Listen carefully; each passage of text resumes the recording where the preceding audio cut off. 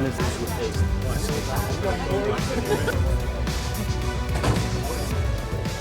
Let me say I'm very happy about this commercial announcement, and I'm very happy that I'm sitting to Martin Müller, chairman of Nordic Aviation Capital. They have adopted a vision that shares the same principle of ATR, which is serving customers and operators that have a demand for leasing of ATR aircraft worldwide.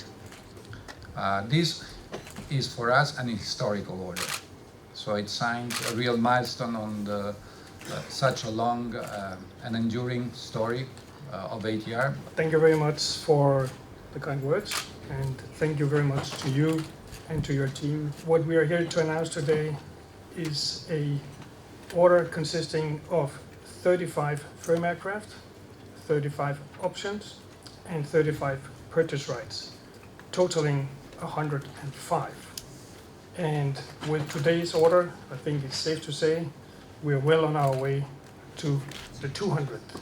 We love the ATR, and more importantly, the operator loves it as well, which is why we are investing so heavily in this wonderful machine. Thank you very much for your attention.